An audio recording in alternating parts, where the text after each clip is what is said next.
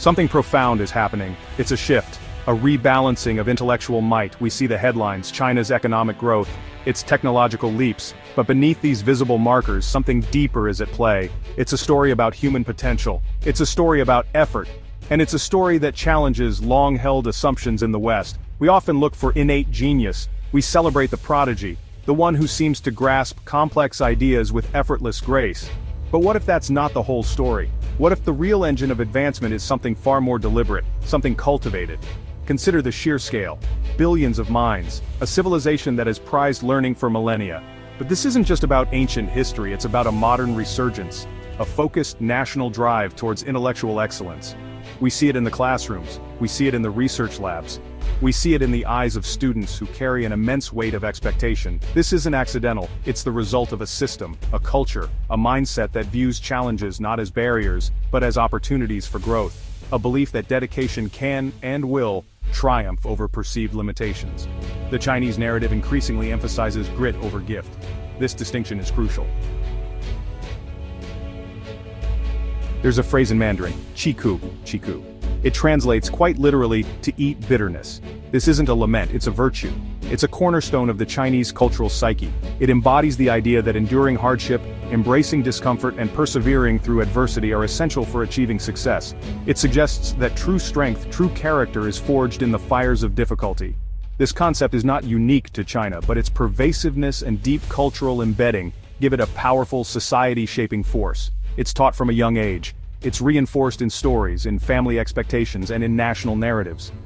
Qi is the silent engine behind much of China's intellectual drive. It's the willingness to spend countless hours studying, to sacrifice leisure for learning, to push beyond the point of fatigue.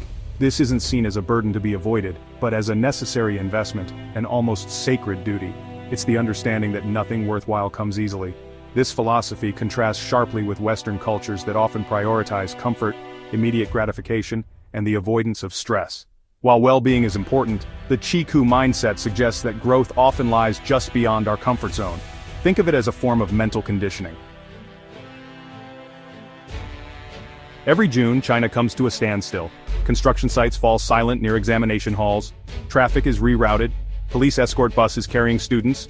This is for the Gaokao, the National College Entrance Examination. It is arguably the most high-stakes exam in the world. For 2 or 3 grueling days, millions of high school students sit for a series of tests that will, in large part, determine their future, their university placement, their career prospects, even their social standing. The pressure is almost unimaginable. It's the culmination of years, often more than a decade, of relentless preparation. The Gaokao is more than just an exam. It is a societal sorting mechanism, a rite of passage. For many students, especially those from rural or less privileged backgrounds, it represents the single greatest opportunity to change their lives, to achieve upward mobility. This immense weight of expectation from family, from teachers, from society itself, fuels an extraordinary level of dedication. Students routinely study for 12 to 15 hours a day in the years leading up to the Gaokao. Sleep is sacrificed. Language is not merely a tool for communication. It shapes how we perceive the world, how we process information, how we think. The Mandarin language, spoken by over 1 billion people, possesses unique characteristics that may offer distinct cognitive advantages. Unlike alphabetic languages, Mandarin is tonal. The meaning of a syllable can change dramatically based on its pitch. This requires speakers, from a very early age, to be highly attuned to subtle auditory distinctions. Some researchers suggest this constant engagement with pitch and tone may enhance auditory processing skills and musical aptitude. Furthermore, written Mandarin employs thousands of intricate characters, or Hanzi.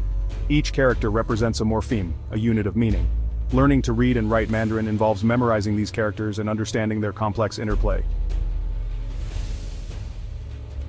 Section 5. From Ancient Wisdom to Algorithmic Power, China's Tech Renaissance. The world watches with a mixture of awe and apprehension. China's technological advancements are accelerating at a breathtaking pace. In fields like artificial intelligence, quantum computing, 5G technology, and renewable energy, China is no longer just a follower. It is a leader, a global powerhouse shaping the future. This isn't a sudden miracle. It's the culmination of decades of strategic planning, massive investment, and crucially, the intellectual capital cultivated through its unique educational and cultural systems. The Qi spirit and the Gaokao-driven rigor provide a deep well of talent. Consider the AI landscape. Chinese researchers are publishing more papers and filing more patents than almost any other nation. Companies like Baidu, Alibaba, and Tencent are pioneering innovations in machine learning, natural language processing, and computer vision. This rapid progress is fueled by a vast pool of highly skilled engineers and data scientists, graduates who have been trained to tackle complex problems, to persevere through intricate coding challenges, to work with the meticulousness required for developing sophisticated algorithms. Section 6. A Tale of Two Hemispheres: Echoes and Divergences. When we compare China's intellectual trajectory with that of the West, the picture is complex. It's not a simple story of one rising and the other falling, but there are undeniable divergences in approach and emphasis. The West has a rich tradition of innovation, of critical thinking, of fostering creativity and individualism. These are immense strengths. Yet there's a growing concern that some of the foundational elements that underpinned past successes, such as sustained effort, discipline, and a tolerance for rigorous academic challenge, may be eroding in certain quarters. The Western educational model often emphasizes broad-based learning. It encourages exploration and self-discovery. There's a greater focus on Socratic dialogue, on questioning assumptions, and on developing soft skills. These are invaluable. However, this can sometimes come at the expense of the deep, focused mastery of core subjects that characterizes the Chinese system.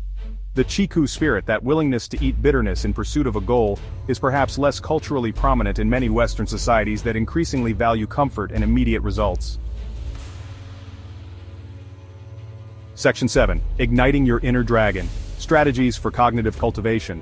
The story of China's intellectual ascent is not just about a nation, it's about the power of mindset, the power of deliberate practice, and the power of cultural values that prioritize sustained effort. These principles are not exclusive to any one country. They are universal, and they offer actionable strategies for anyone looking to enhance their own brain power, to unlock their own potential. The first step is to reconsider our relationship with difficulty, to embrace the spirit of Qi, even in small ways. See challenges not as threats, but as opportunities for growth. Cultivate deep work. In an age of constant distraction, the ability to focus intensely for extended periods is a superpower. This is something Chinese students master out of necessity. We too can train this ability. Set aside dedicated blocks of time, eliminate interruptions, engage with complex material without flinching. This isn't easy, it requires discipline. But the rewards in terms of learning and productivity are immense. Think of it as mental resistance training. The more you do it, the stronger your cognitive muscles become. Section 8. The Horizon of Human Potential: Embracing the Climb. The narrative of China's intellectual rise serves as a powerful reminder, a testament to what can be achieved when human potential is systematically cultivated. When effort is valued above innate, unharnessed talent, it challenges us to look beyond our own cultural assumptions about learning and achievement, to consider that the path to excellence is often paved with perseverance, discipline, and a willingness to embrace the arduous. The concept of superhumans is perhaps dramatic, but it points to a profound truth. Extraordinary capabilities are often the result of extraordinary effort. This isn't about East versus West in a zero-sum game. It's about understanding the diverse ways human potential can be nurtured and unleashed. The West has its own incredible legacy of innovation and intellectual achievement, built on different yet equally valid principles. But in a rapidly changing world, the ability to learn, adapt, and push the boundaries of knowledge is more critical than ever.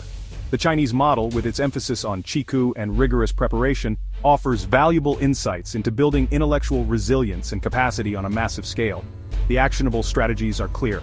We can all choose to cultivate a stronger work ethic, to embrace challenges with a growth mindset, to develop the capacity for deep, focused work, to understand that the bitterness of effort often precedes the sweetness of accomplishment. These are not culturally exclusive traits, they are human capacities waiting to be developed. The future will be shaped by those individuals and those societies that are most committed to the continuous pursuit of knowledge and the relentless honing of their intellectual tools.